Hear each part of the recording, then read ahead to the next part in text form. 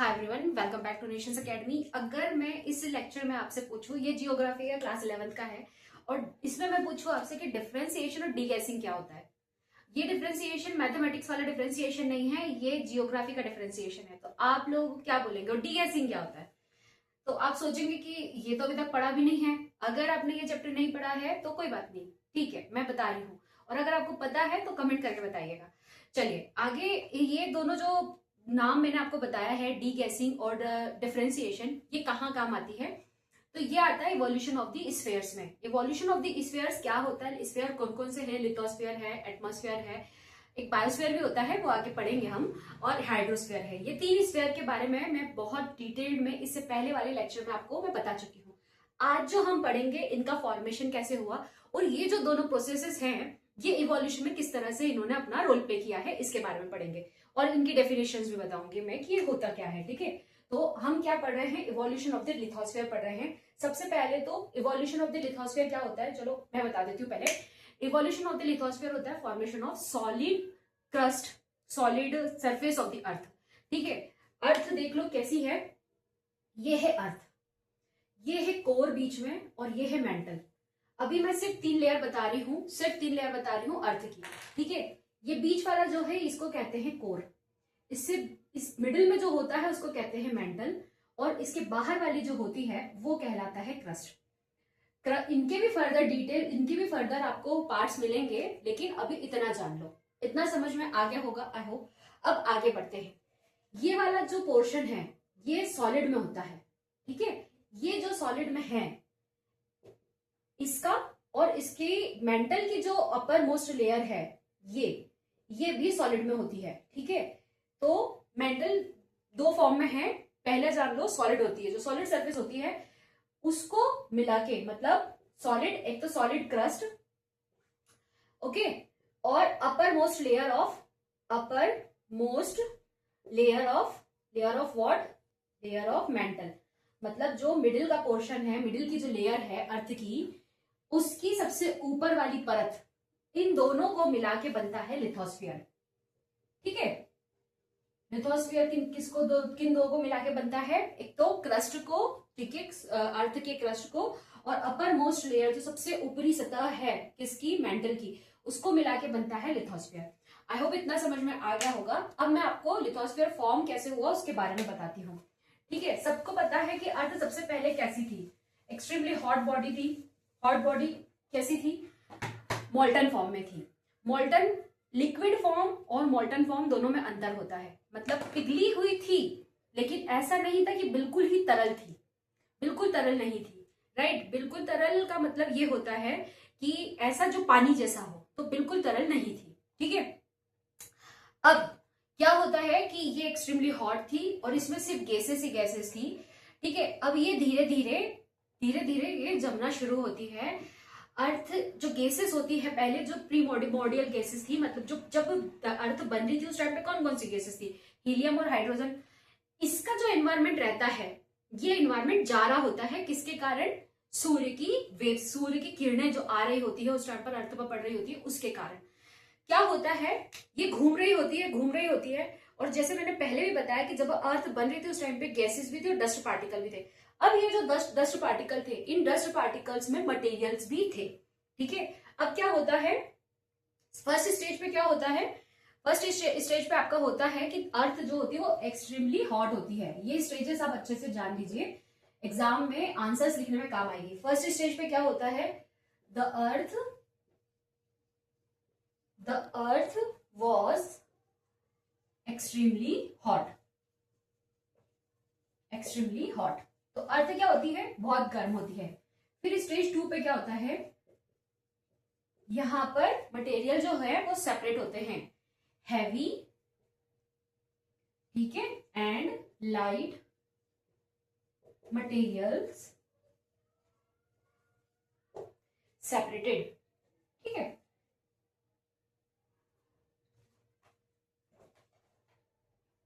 Separated.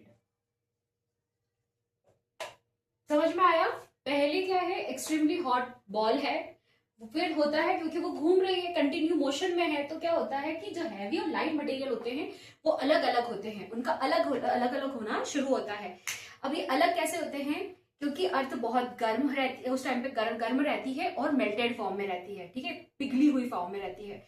अब क्या होता है कि ग्रेविटी हो रही, ग्रेविटी भी लग रही है, क्योंकि जहां पर अर्थ में डस्ट है, गैसेस हैं, तो वहां पर घूमते हुए अर्थ में एक ग्रेविटेशनल फोर्स भी, गुरुत्वाकर्षण बल भी आ जाता है। उस ग्रेविटी के कारण क्या होता है, जो हैवी मटेरियल्स होते हैं वो अर्थ के सेंटर में चले जाते हैं, और जो लाइट मटेरियल होते हैं, जो हल्के मटेरियल होते हैं, वो अर्थ के ऊपर आ जाते हैं। हैवी मटेरियल्स में क्या क्या होता है बेटा, हैवी मटेरियल्स में होता है आपका आयरन, Fe मतलब आयरन होता है, ध्यान रखिएगा। फिर होता है आपका निकल, ठीक है। तो दो मटेरियल होते हैं, एक होता है आपका आयरन एंड निकल। ये दोनों कहां चले जाते हैं, ये सेंटर ऑफ अर्थ में चले जाते हैं। जैसे मैंने इसमें बताया भी था कि ये सेंटर है कोर, फिर ये मेंटल है और ये क्रस्ट है। ये कोर है, ये मेंटल है, ये क्रस्ट है, ठीक है। तो जो हैवी मटेरियल आयरन और निकल है वो यहाँ पर सेंटर में आ जाते हैं और कोर का फॉर्मेशन करते हैं। सेंटर में आके किसका फॉर्मेशन करते हैं, कोर का फॉर्मेशन करते हैं। और जो लाइट मटेरियल हैं, लाइट मटेरियल कौन कौन से हैं, लाइट मटेरियल है आपका सिलिकॉन, ठीक है, यहाँ SI भी लिखा हुआ दिखाई देगा आपको, और एल्यूमिनियम,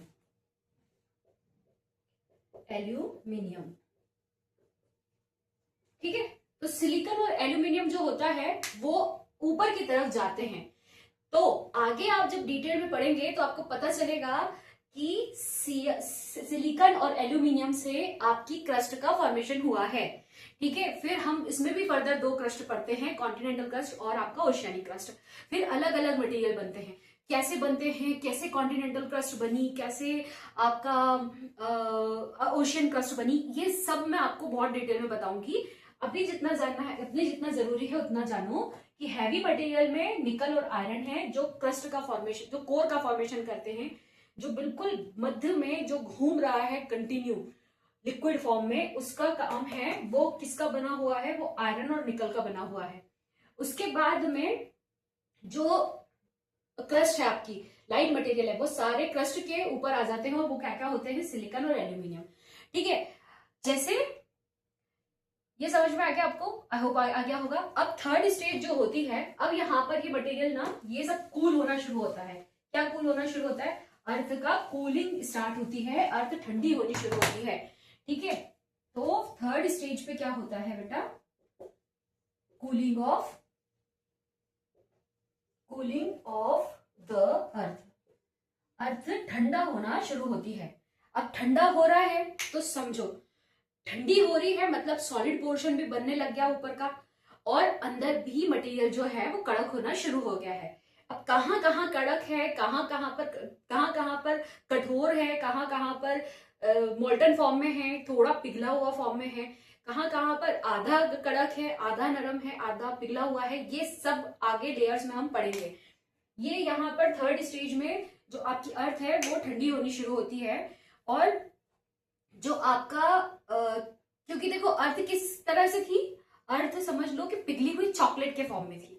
अब वो ठंडी होनी शुरू हुई, अब ठंडी होनी शुरू हुई, उसके बाद एक जायंट इंपैक्ट करके फोर्थ स्टेज होती है, ठीक है। स्टेज 4 में हम पढ़ते हैं जायंट इंपैक्ट, मतलब एक बहुत बड़ा इंपैक्ट पड़ता है, और वो क्या होता है, साइंटिस्ट इसको कहते हैं giant impact theory.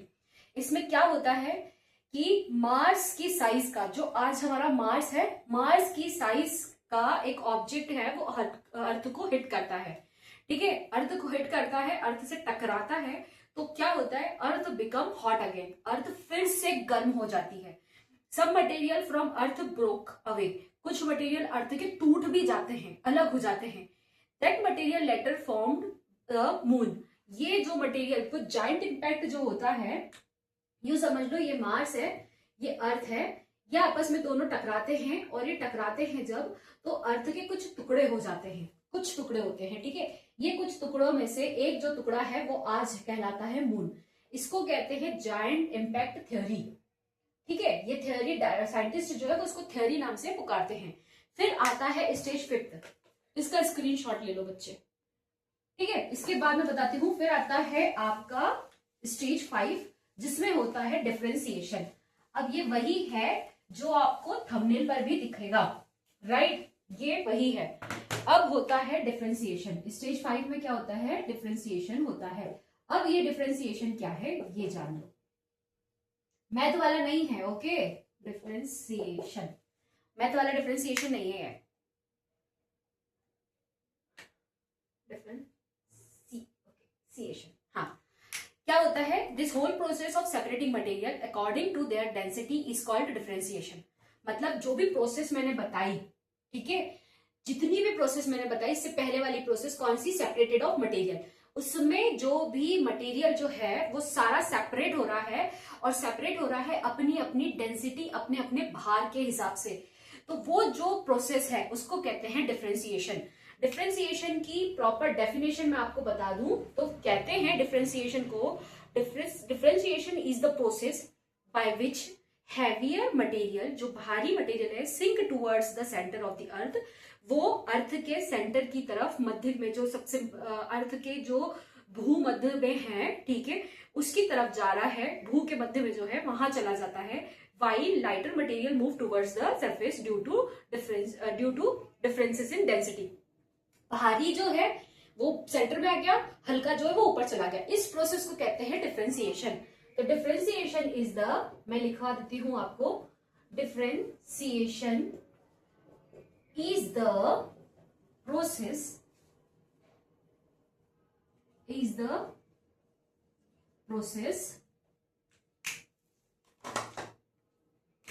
is the process by which heavier materials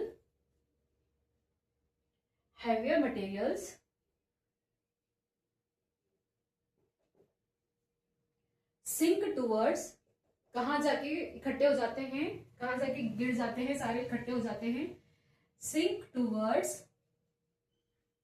center of the earth। कहां होते हैं, टुवर्ड्स सेंटर ऑफ द अर्थ, ठीक है, सेंटर ऑफ द, सेंटर में आर पहले है, ई बाद में है, ये वाला सेंटर है, centre of the earth. While lighter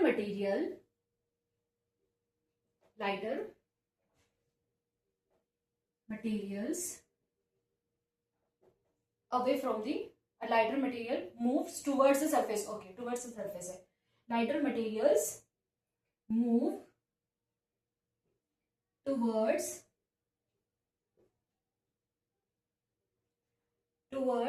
the surface due to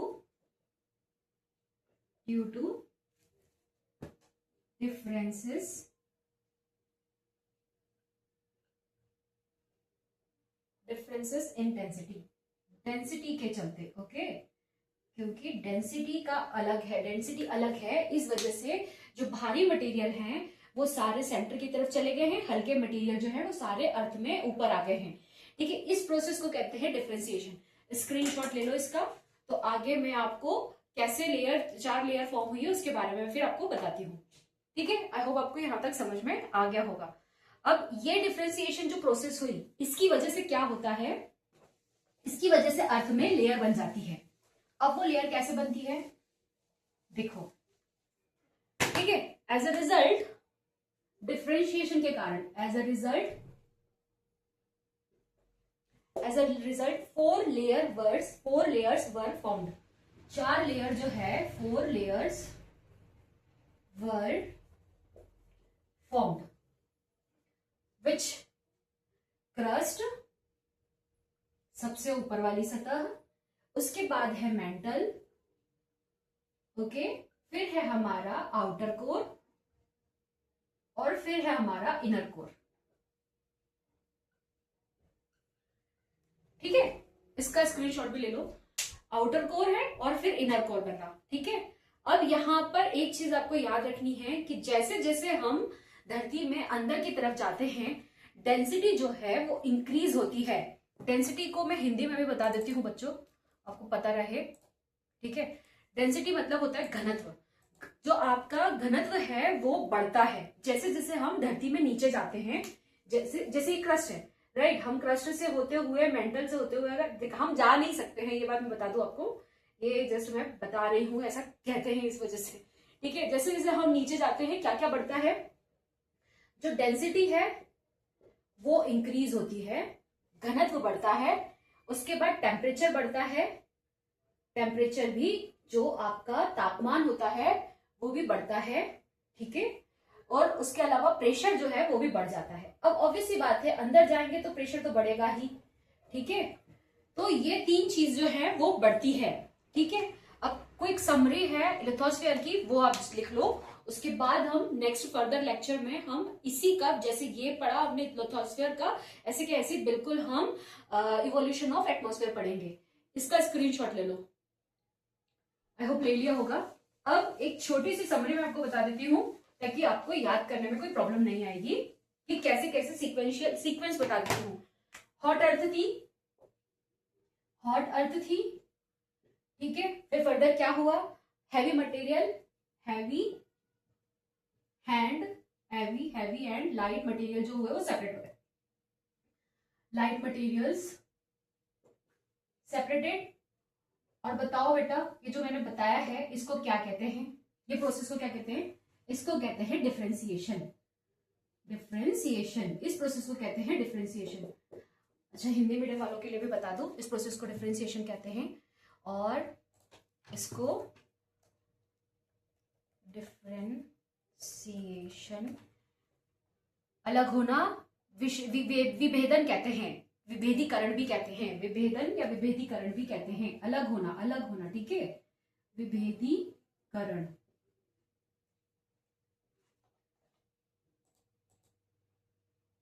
विभेदीकरण, अलग होना, ठीक है। हेवी मटेरियल का लाइट मटेरियल से, भारी का हल्के मटेरियल से अलग होने को कहते हैं डिफरेंशिएशन, ठीक है। उसके बाद आता है आपका थर्ड स्टेज सॉरी, उसमें होता है हैवी मटेरियल सिंक।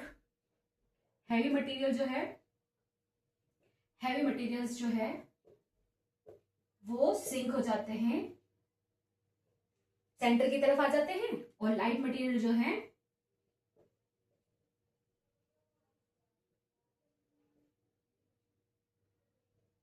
जो क्या करते हैं, वो रोज होते हैं, वो ऊपर की तरफ उठ जाते हैं, ठीक है। उसके बाद क्या होता है, अर्थ ठंडी हो जाती है।